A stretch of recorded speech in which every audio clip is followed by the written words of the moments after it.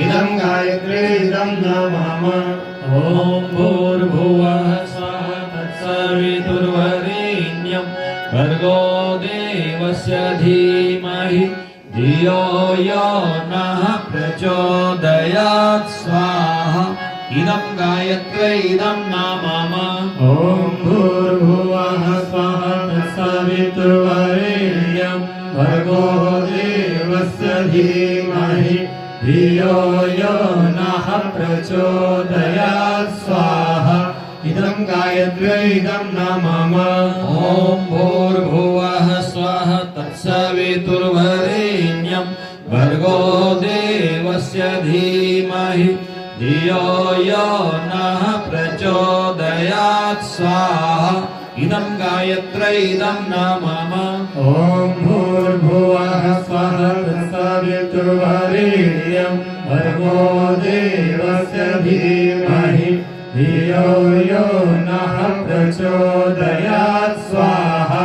इदं गायत्री इदं नमामः।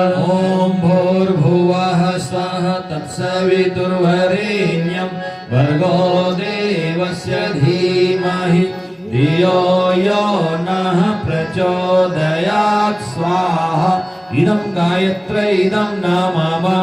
ॐ भूर्भुवः स्वः तत्सवितुर्वरेण्यं भर्गो देवस्य धीमहि धियो यो नः प्रचोदयात् स्वाहा। इदं गायत्री इदं नमामः।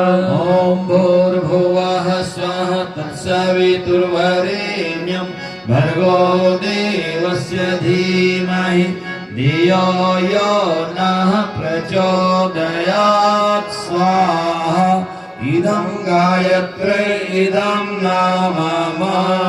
ॐ भूर्भुवः स्वः तत्सवितुर्वरेण्यं भर्गो देवस्य धीमहि धियो यो नः प्रचोदयात् स्वाहा।